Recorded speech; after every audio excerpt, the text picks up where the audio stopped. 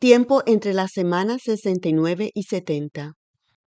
Hoy continuaremos nuestro estudio de las 70 semanas, escudriñando lo más exhaustivamente posible Daniel 9:26. Oro que para el tiempo en que usted termine este estudio se pueda maravillar sinceramente con el autor de Romanos 11:33, cuando dijo con reverente admiración: Oh, profundidad de las riquezas de la sabiduría y del conocimiento de Dios. Me gusta terminar ese pensamiento diciendo: cuán justos son sus juicios y elevados sus caminos. Esto lo digo porque nuestro estudio de hoy es una poderosa profecía que nos devela una vez más el implacable amor de Dios por toda la humanidad. Para la mejor comprensión de nuestro estudio de hoy, dividiremos el versículo en 4 partes. Le animo a que lo estudie hasta el final, pues no tiene desperdicio. Daniel 9:26 dice: y después de las 62 semanas se quitará la vida del Mesías, y no por sí. Y el pueblo de un príncipe que ha de venir destruirá a la ciudad y al santuario. Con inundación será el fin de ella, y hasta el fin de la guerra será talada con asolamientos.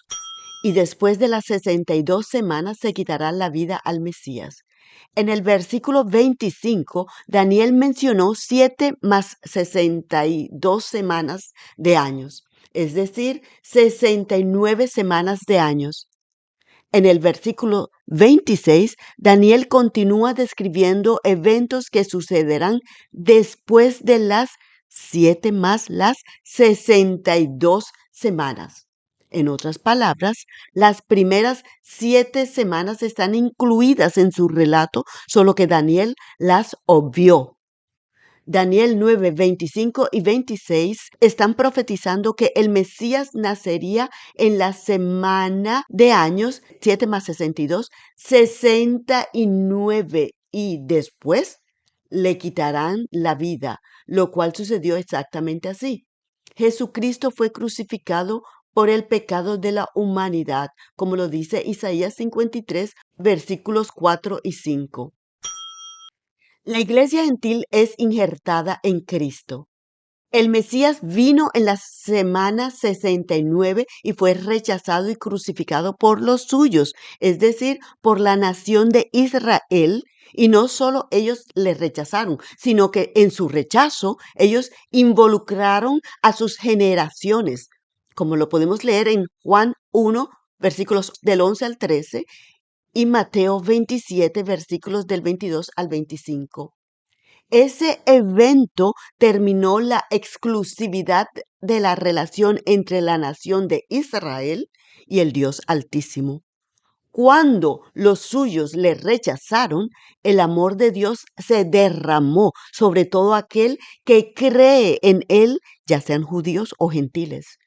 El grupo de todo aquel que cree en Jesucristo, los que espiritualmente hablando han nacido de nuevo, son los verdaderos hijos de Dios. A ese grupo de creyentes también se les conoce como la Iglesia de Cristo, la cual ha sido injertada en Él por gracia. La Iglesia de Cristo no es mencionada en el calendario profético de las 70 semanas, pues esas semanas de años son para cuando Dios tratará con el pueblo de Daniel, es decir, con los judíos. Daniel 9:24. En la última semana de años, Dios les revelará en el corazón de los judíos al Mesías, es decir, al Cordero de Dios que ellos rechazaron. Mientras tanto, la iglesia del Señor estamos injertados por gracia en Cristo. Por esa razón, este tiempo que estamos viviendo durante la semana profética número 69 se le conoce como la era de la iglesia gentil o la era de la gracia de Dios. Esta era terminará el día del arrebatamiento de la iglesia. El pueblo de un príncipe que ha de venir destruirá a la ciudad y el santuario. Jesucristo también profetizó sobre esa destrucción en el libro de Mateo. El problema en Mateo 24 es que hay varios eventos mezclados como si fuesen uno solo. Entre esos eventos, Jesús incluyó la destrucción de la ciudad y el santuario o templo profetizado por Daniel, además de las profecías del arrebatamiento y las de la segunda venida.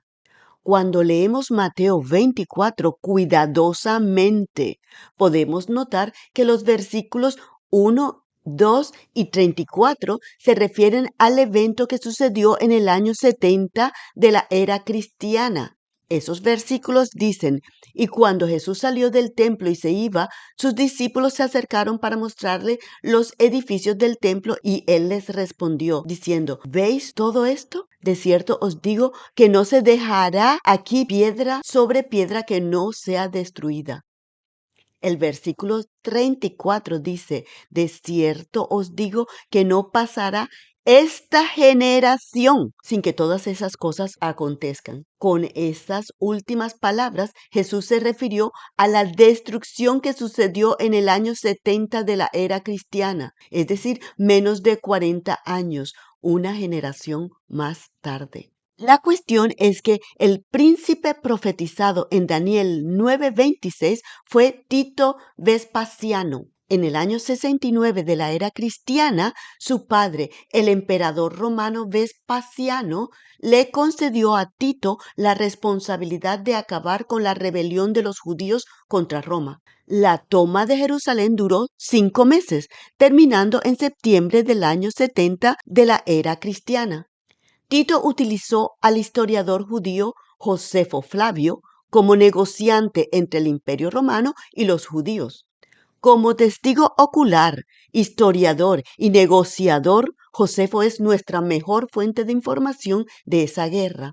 Él escribió, cuando finalmente las tropas romanas entraron a Jerusalén, masacraron brutalmente a todo el que encontraron en su camino, incluyendo niños, ancianos, débiles, etc. Destrucción del templo y de Jerusalén. Josefo dice que en el fragor de la batalla, un soldado arrebató un pedazo de madera encendida y lo lanzó contra el santuario, prendiéndolo en fuego. Las llamas se esparcieron rápidamente y de manera tan incontrolable que parecía que la colina del templo estaba ardiendo desde su base. Los escritos de Josefo registran que tanto la ciudad como el santuario fueron completamente destruidos, cumpliendo a cabalidad la profecía. Daniel 9:26 continúa diciendo que con inundación será su fin. Es decir, todo terminará con una inundación. En ese respecto, el testigo ocular Josefo nos dice, y por toda la ciudad corría la sangre a tal grado que el fuego de muchas de las casas fue apagado con la sangre de esos hombres. Y también escribió que cuando los asesinos se fueron al atardecer, el fuego prevaleció toda la noche y todo estaba en llamas hasta el 8º día del mes, Elul. Como quien dice, la ciudad quedó hecha una piscina de sangre y fuego. Imagínese cuánta agua se necesitó para apagar un incendio que duró por días y quizá por semanas. En cuanto a la pérdida de vidas humanas, el número exacto es objeto de controversia. Josefo escribió que 1.100.000 personas murieron durante el asedio y 97.000 fueron hechos prisioneros. Miles fueron enviados a las minas de Egipto, mientras que otros fueron enviados a luchar como gladiadores o para ser destruidos por animales salvajes en los coliseos, y los menores de 17 años fueron vendidos como esclavos. Esa absoluta destrucción y desolación en que quedó la ciudad de Jerusalén y el templo en el año 70 de la era cristiana tuvo un doble propósito. Primeramente, obligó a la recién nacida Iglesia de Cristo a esparcirse entre las naciones gentiles. Desde entonces, su iglesia ha estado esparciendo por el mundo entero el mensaje de amor y salvación en Cristo para todo aquel que cree en Él. Marcos 16, del 15 al 16 y Mateo 24, versículos 14, Mateo 28, versículos del 16 al 20. Este es el tiempo de gracia que todavía hoy estamos viviendo. Este es nuestro tiempo para decirle al mundo que la relación entre el Creador y la raza humana ya no se limita únicamente con los judíos. Esta relación incluye a todo aquel que cree en Cristo como el Hijo de Dios, el Mesías enviado, el Cordero de Dios que quita el pecado del mundo. El arrebatamiento de la iglesia es el evento que marcará el final de este periodo de gracia que estamos viviendo.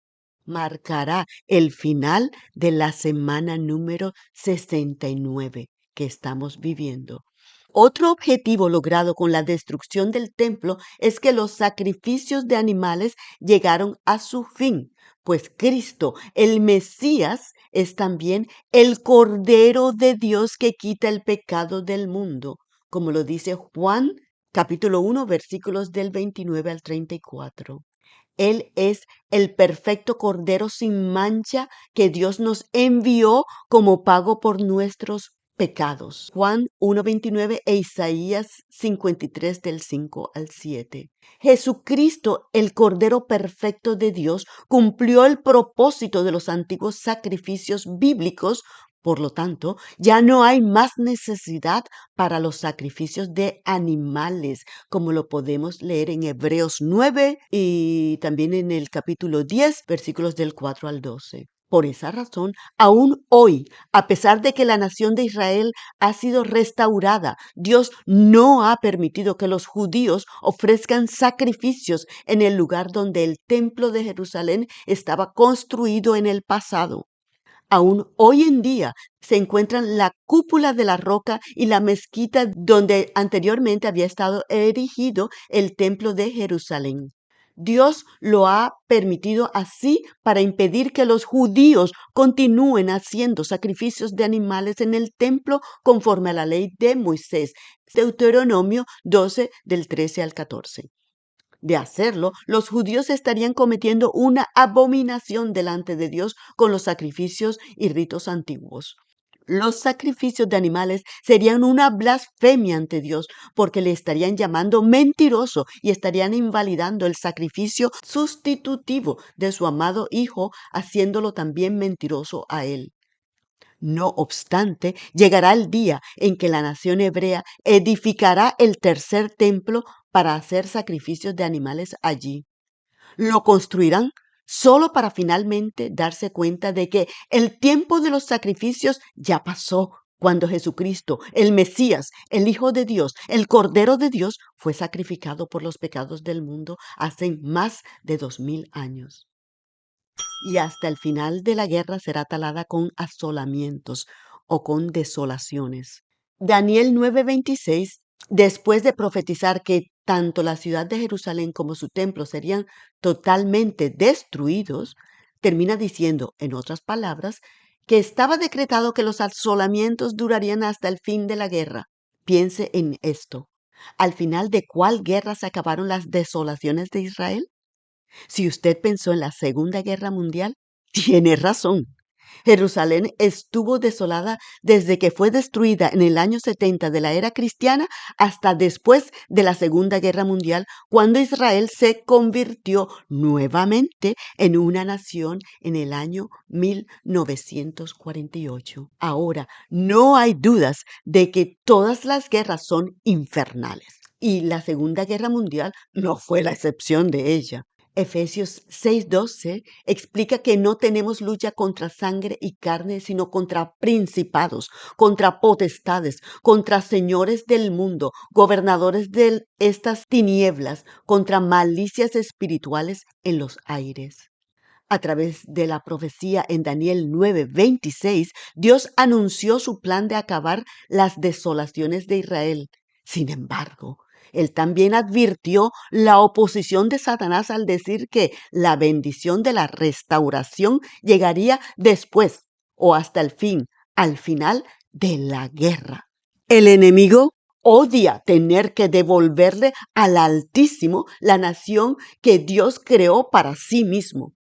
Satanás odia a Dios, a su amada nación Israel, y odia aún con más intensidad aceptar que Israel prospere y florezca, cumpliendo así la restauración de esa nación profetizada por el Señor siglos antes. Esa obsesión infernal de oponerse a la voluntad de Dios de restaurar a Israel como nación fue lo que ideó la diabólica solución final de los campos de concentración para la exterminación en masa de los judíos.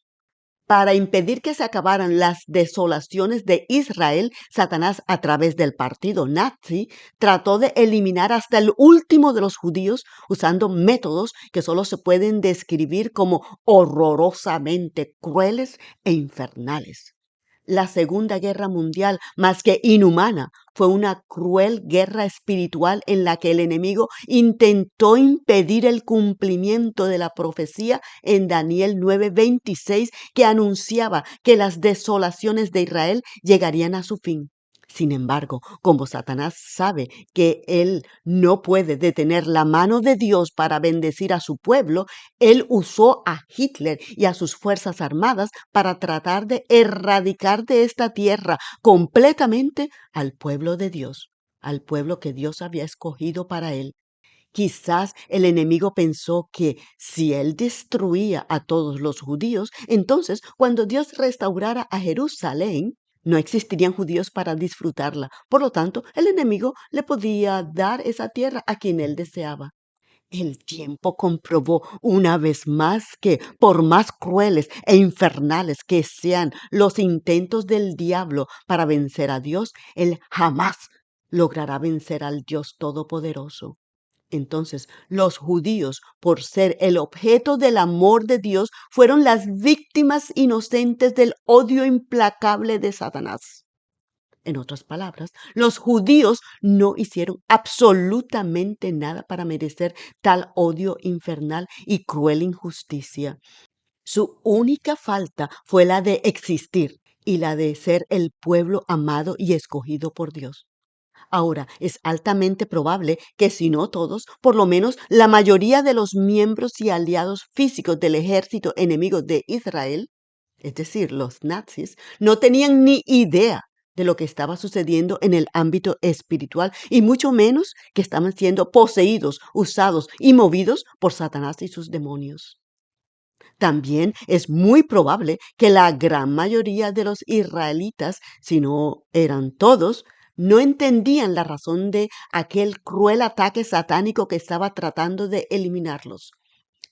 Es difícil discernir el mover de Dios en tan crueles circunstancias.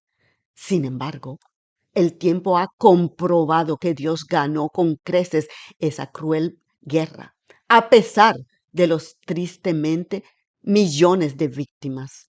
Verdaderamente, después de la Segunda Guerra Mundial, terminaron las desolaciones de Israel y esa nación volvió a nacer y florecer tal y como había sido profetizado. La nación de Israel ha sido bendecida una vez más y se han multiplicado en millones de personas y ya ha cumplido sus más de 70 años de vida. Según un informe de la Oficina Central de Estadísticas de Israel, al final del año 2021, la población de Israel era de 9.449.000 habitantes. Esa suma supera en millones el número de judíos que fueron horriblemente sacrificados durante la más que infernal e infame guerra. No obstante, como siempre, a pesar de la infernal oposición satánica, Dios ganó y su pueblo renació. Hasta aquí se cumplió con impresionante exactitud todo lo profetizado en Daniel 9, versículos 25 y 26. De ese evento, la profecía en Daniel 9:27 salta hasta la otra semana, es decir, la semana 70, equivalente a los últimos 7 años de este mundo. El versículo parafraseado dice que en esa última semana de años vendrá el desolador, es decir, el anticristo, y confirmará un pacto con muchos, pero a la mitad de la semana, a los 3 años y medio, lo quebrantará, haciendo cesar el sacrificio y la ofrenda. Después hará muchedumbre de abominaciones hasta una entera consumación y sucederá lo ya determinado sobre el pueblo asolado. El hecho de que ni el propósito de terminar con el pecado al final de las 70 semanas de años registrada en Daniel 9:24, ni los eventos profetizados para la última semana de años en Daniel 9:27 se han cumplido todavía, nos indica que el Señor pausó su calendario profético en la semana 69. Él lo hizo por dos razones primordiales. La primera fue para injertar a su iglesia y extender su gracia al mundo gentil para así ofrecerle salvación a todos los que creen en él. La segunda razón fue para cumplir la profecía referente a la destrucción y restauración de Jerusalén y su templo, lo cual sucedió tal cual fue profetizado. Entonces podemos decir sin temor a equivocarnos que el tiempo del Señor para la semana 70 está bastante atrasado desde la Segunda Guerra Mundial. Su venida está más cerca de lo que nos imaginamos. Se nos está acabando el tiempo, iglesia. Es hora de despertar, iglesia. Algo para pensar. El Salmo 90, versículo 10, parafraseado, dice que la duración de nuestra vida son 70 años y los más fuertes 80, que indudablemente pasan pronto y después volamos. Como hemos visto, todas las profecías giran alrededor de Israel, la cual ya cumplió, entre comillas, su lapso de vida, es decir, los 70 años desde su restablecimiento como nación en el año 1948. Si es la voluntad de Dios, Él le permitirá a Israel y por ende a nuestro planeta vivir hasta los 80 años. En ese caso, saque la cuenta. Si la vida en este planeta se basa en ese salmo, entonces estamos viviendo tiempo de más. El Señor puede venir en absolutamente cualquier momento y entonces volaremos en el arrebatamiento, literalmente con Él. Hagamos una pausa aquí y continuaremos en nuestro próximo video con un estudio exhaustivo sobre el arrebatamiento de la iglesia. No se lo pierda. Hasta entonces, bendiciones.